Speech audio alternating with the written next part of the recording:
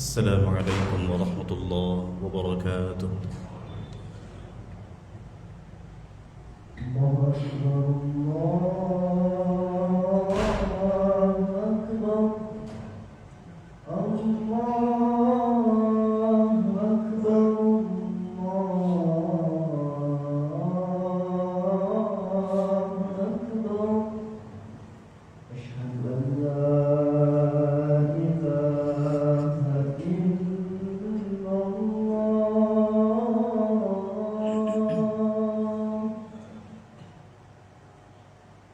أشهد أن لا إله إلا الله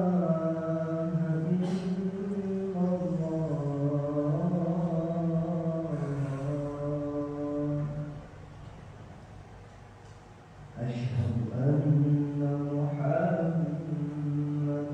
رسول الله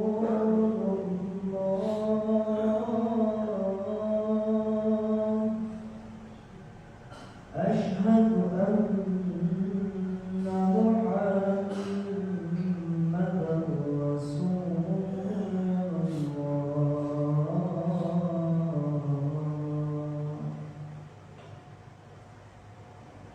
حي على الصلاة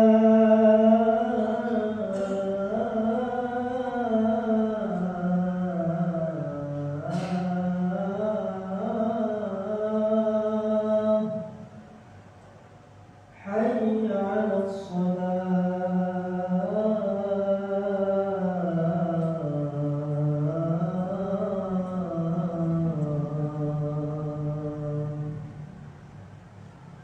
حي على الفلاح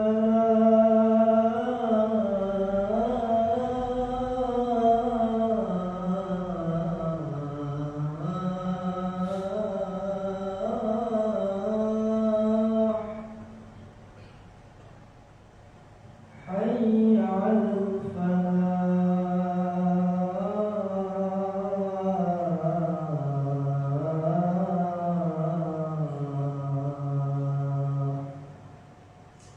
الله أكبر الله أكبر لا إله إلا الله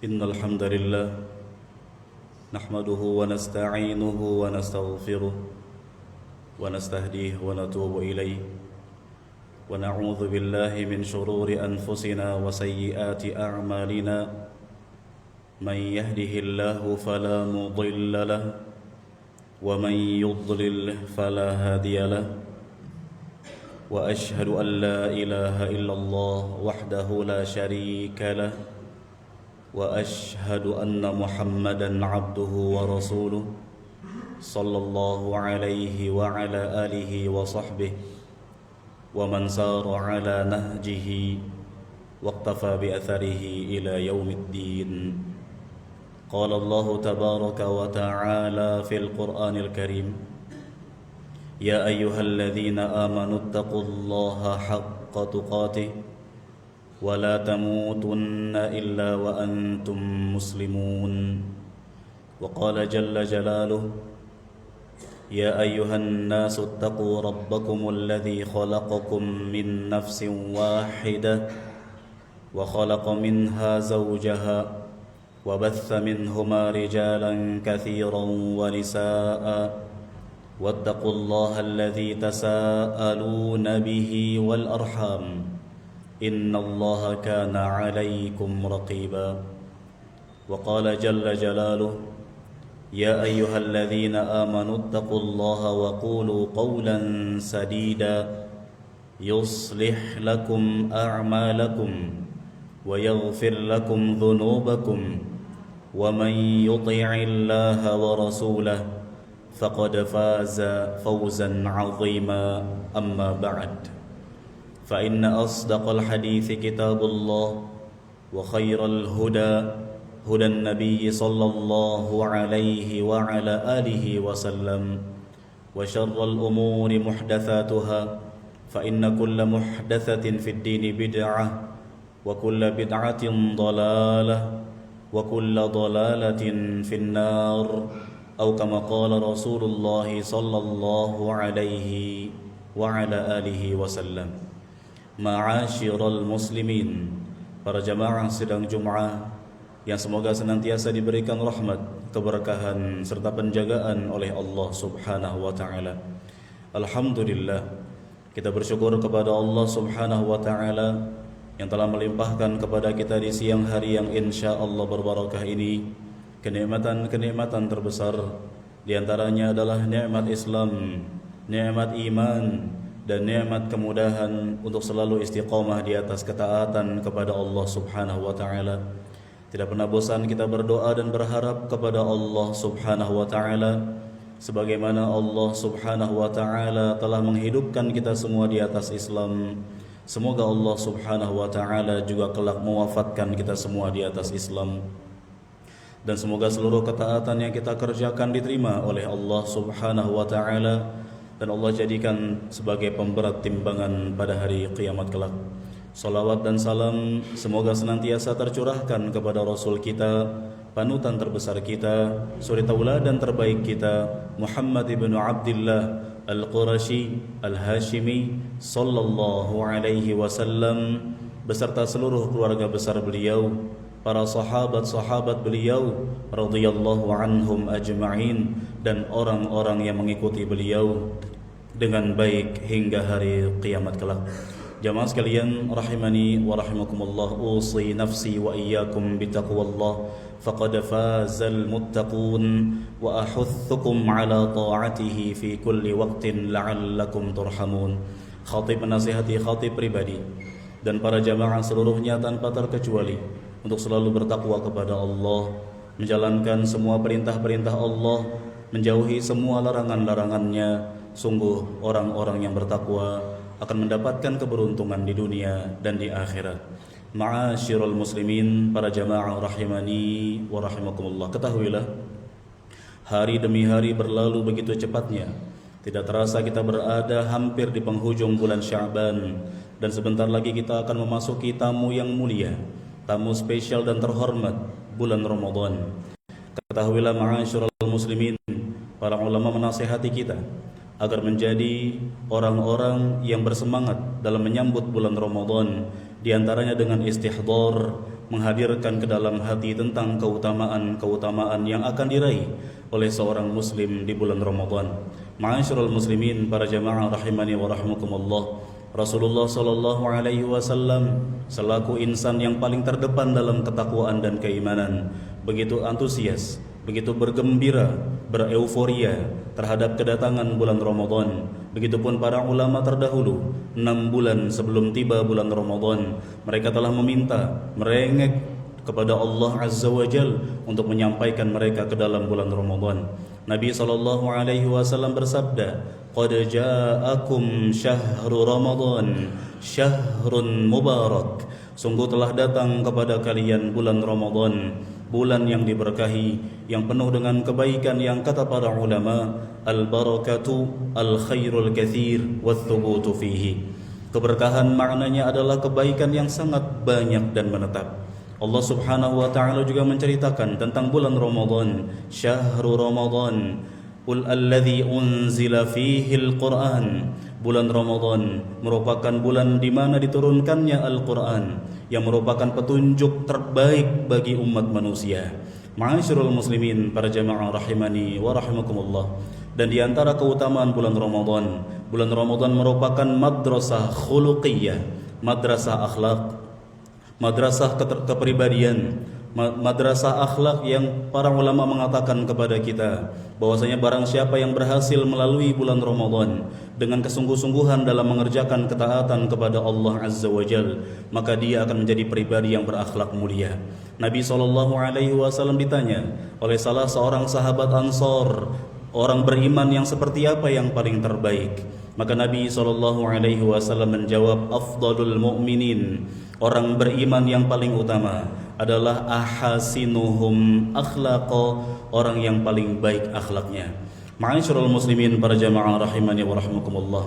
Ramadan mengajarkan kita beberapa perangai-perangai yang baik dalam Islam yang wajib kita praktekkan dalam kehidupan sehari-hari. Yang paling pertama diantaranya adalah Ramadan mendidik seorang hamba menjadi pribadi yang bertakwa kepada Allah, yang selalu sigap dan semangat dalam menjalankan semua perintah-perintahnya, menjauhi semua larangan-larangannya. Ayat yang familiar di telinga-telinga kita, surah Al-Baqarah 183. Kata Allah Azza wa Jalla, ya ayyuhalladzina amanu kutiba alaikumus shiyam kama kutiba alal ladzina min qablikum la'allakum tattaqun. Wahai orang-orang yang beriman, diwajibkan atas kalian berpuasa sebagaimana diwajibkan atas orang-orang sebelum kalian, la'allakum tattaqun, agar kalian menjadi pribadi yang bertakwa, yang selalu sigap dalam menjalankan perintah-perintah Allah dan menjauhi semua larangan-larangannya. Para ulama menjelaskan, ma'asyiral muslimin, bahwa orang-orang yang berpuasa terdidik dan terlatih untuk meninggalkan sesuatu yang halal-halal karena Allah. Makanan dan minuman selama puasa diharamkan, yakni tidak boleh dikonsumsi selama puasa.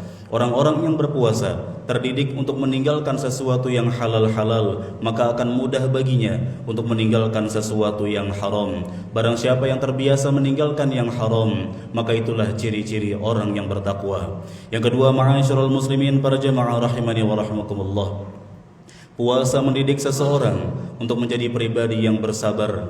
Karena orang yang berpuasa, kata para ulama, adalah orang-orang yang telah melakukan 3 macam kesabaran sekaligus. Kesabaran ada 3. Yang pertama adalah as-sabru fi ta'atillah, kesabaran dalam mentaati Allah. Orang-orang yang berpuasa diperintahkan untuk menahan makan, minum, dan syahwat dari pagi hingga maghrib selama sebulan penuh. Mereka siap untuk mentaati Allah Azza wa Jal. Yang kedua, as-sabru an maharimillah, bersabar dalam meninggalkan kemaksiatan, meninggalkan perkara yang haram. Orang yang berpuasa jangankan yang haram, yang halal-halal siap dia tinggalkan karena Allah. Yang ketiga, ma'asyiral muslimin, as-sabru ala aqdarillah, bersabar dalam menjalani takdir.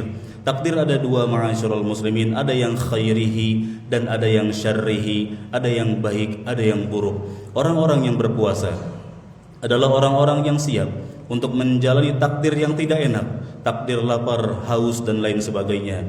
Oleh karenanya, karena orang-orang yang berpuasa adalah orang-orang yang telah melakukan 3 macam kesabaran sekaligus, maka mereka masuk dalam kategori firman Allah Azza wa Jal, innama yuwaffas sabiruna ajrahum bighairi hisab, hanya orang-orang yang bersabar saja yang mereka akan mendapatkan pahala tak terhingga, yakni pahala tanpa batas. Aqulu qawli hadza wa astaghfirullah li wa lakum wa lisairil muslimina wal muslimati min kulli dhanbin fastaghfiruh innahu huwal ghafurur rahim.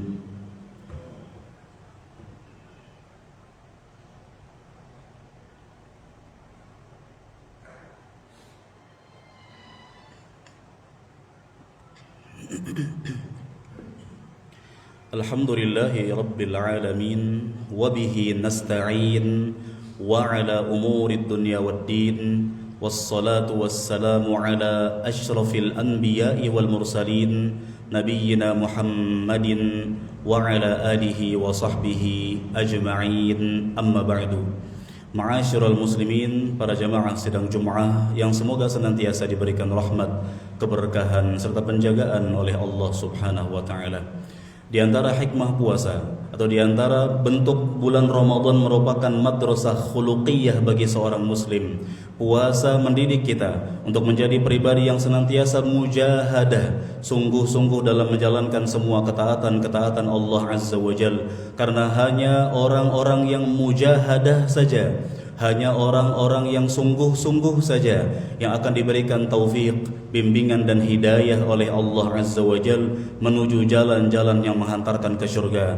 Allah Subhanahu wa taala berfirman, innama yuwaffa walladzina jahadu fina lanahdiyannahum subulana. Kata Allah Azza wa Jal, dan orang-orang yang jahadu fina, sungguh-sungguh karena kami, lanahdiyannahum, sungguh kami benar-benar akan berikan kepada mereka petunjuk menuju jalan-jalan kami, yakni jalan-jalan kebaikan yang menghantarkan kepada syurga. Oleh karenanya orang yang berpuasa, meskipun selama di dunia sedikit sengsara karena meninggalkan makanan dan minuman, merasakan haus, lapar, letih dan lain sebagainya, namun Nabi SAW memberikan kabar gembira berdasarkan apa yang Allah Subhanahu wa taala janjikan kepada orang-orang yang menjalani ibadah puasa. Walis-shaimi farhatan, orang yang berpuasa akan mendapatkan dua macam kebahagiaan, farhatun 'inda fitrih wa farhatun 'inda liqa'i rabbih. Kebahagiaan yang pertama adalah kebahagiaan ketika berbuka atau kebahagiaan ketika berhari raya, dan yang kedua ma'asyiral muslimin adalah kebahagiaan ketika bertemu dengan Allah Azza wa Jal karena mendapatkan pahala yang sangat-sangat banyak tak terhingga. Berikutnya ma'asyiral muslimin, para jamaah rahimani wa rahimakumullah, puasa mendidik seseorang untuk berperangai mudah menahan syahwatnya agar tidak terjerumus ke dalam yang haram.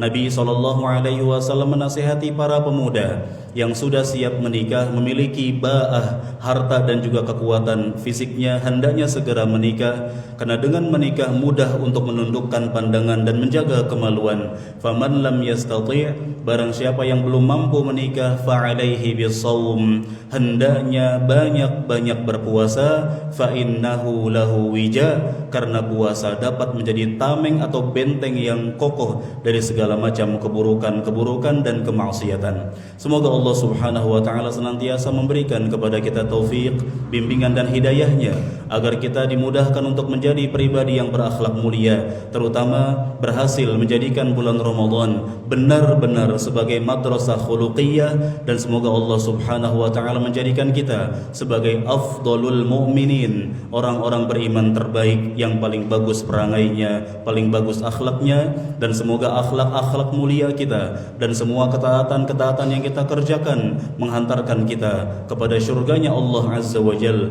dengan proses yang mudah tanpa hambatan. Allahumma salli ala Muhammad wa ala ali Muhammad kama sallaita ala Ibrahim wa ala ali Ibrahim وعلى آل إبراهيم إنك حميد مجيد وبارك على محمد وعلى آل محمد كما باركت على إبراهيم وعلى آل إبراهيم إنك حميد مجيد اللهم اغفر للمسلمين والمسلمات والمؤمنين والمؤمنات الأحياء منهم والأموات إنك أنت سميع قريب مجيب الدعوات يا قاضي الحاجات اللهم أرنا الحق حقا وارزقنا اتباعه وأرنا الباطل باطلا وارزقنا اجتنابه ربنا ظلمنا أنفسنا وإن لم تغفر لنا وترحمنا لنكونن من الخاسرين ربنا آتنا في الدنيا حسنة وفي الآخرة حسنة وقنا عذاب النار عباد الله إن الله يأمر بالعدل والإحسان وإيتاء ذي القربى وينهى عن الفحشاء والمنكر والبغي يعظكم لعلكم تذكرون فاذكروا الله العظيم يذكركم واشكروه على نعمه يزدكم واسألوه من فضله يعطكم ولذكر الله أكبر والله يعلم ما تصنعون أقيموا الصلاة.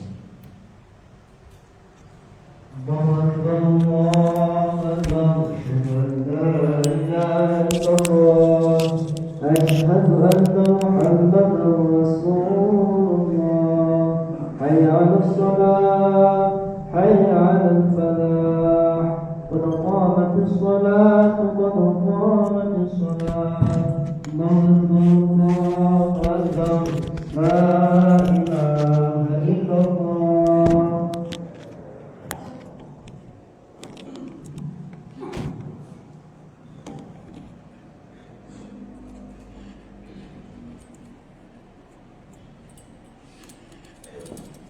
Luruskan dan dirapatkan safnya, fa inna taswiyatas saf min tamamis salat.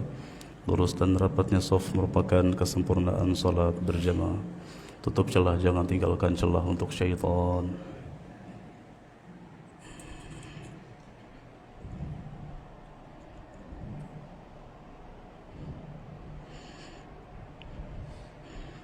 الله أكبر.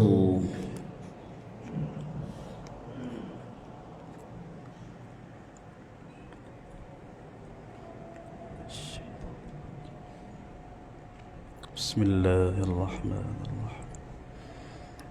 الحمد لله رب العالمين الرحمن الرحيم مالك يوم الدين إياك نعبد وإياك نستعين اهدنا الصراط المستقيم صراط الذين أنعمت عليهم غير المغضوب عليهم ولا الضالين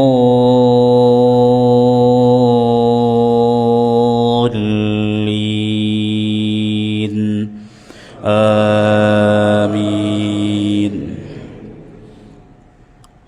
بسم الله الرحمن. سبح اسم ربك الأعلى الذي خلق فسوى والذي قدر فهدى والذي أخرج المرعى فجعله غثاء أحوى سنقرئك فلا تنسى إلا ما شاء الله إنه يعلم الجهر وما يخفى ونيسرك لليسرى فذكر إن نفعت الذكرى سيذكر من يخشى ويتجنبها الأشقى الذي يصلى النار الكبرى ثم لا يموت فيها ولا يحيا قد أفلح من تزكى وذكر اسم ربه فصلى بل تؤثرون الحياة الدنيا والآخرة خير وأبقى إن هذا لفي الصحف الأولى صحف إبراهيم وموسى. الله أكبر.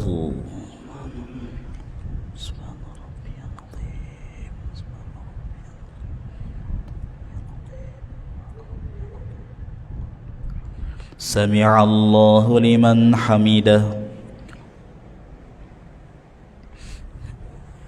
الله أكبر.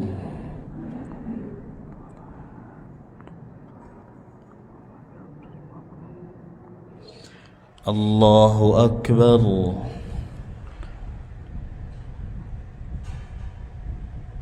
الله أكبر.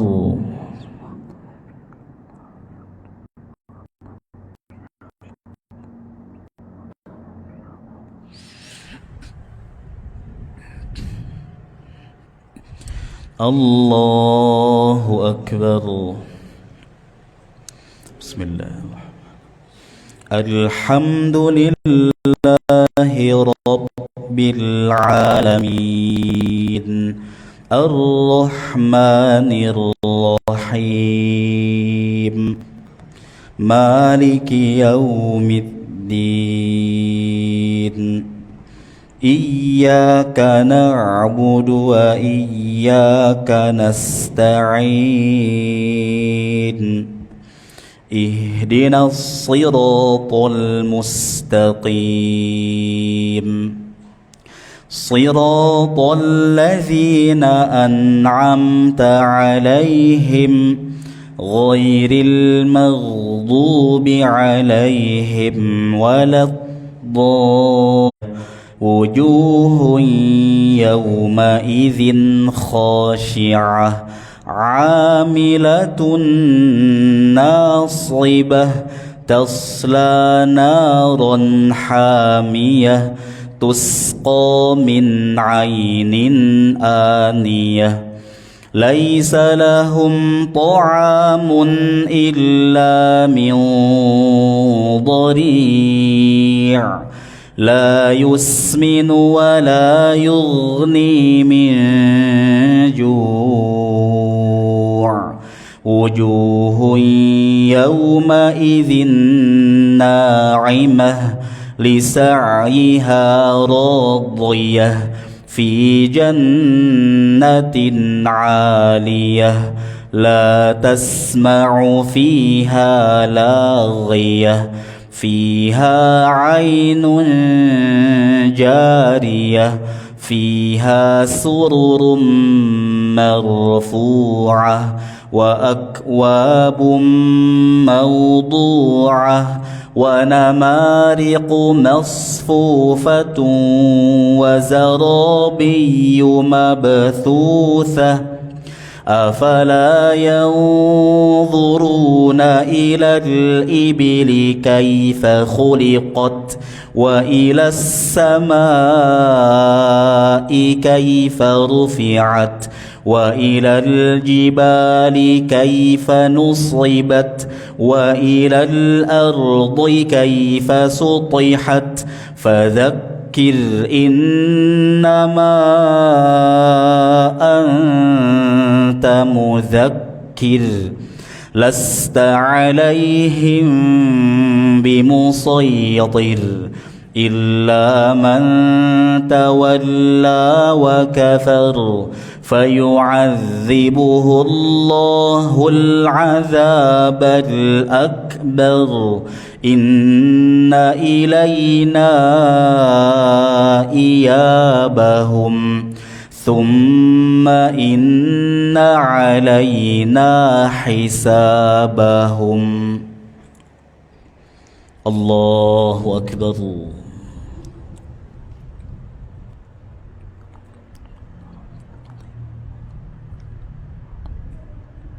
سمع الله لمن حمده الله أكبر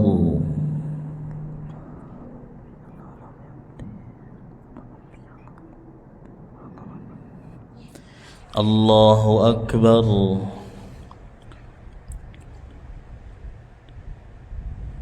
الله أكبر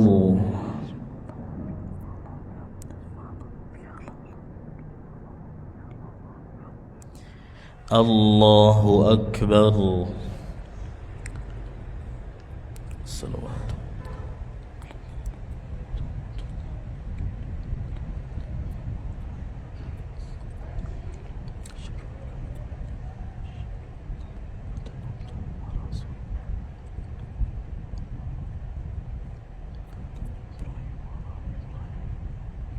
بارك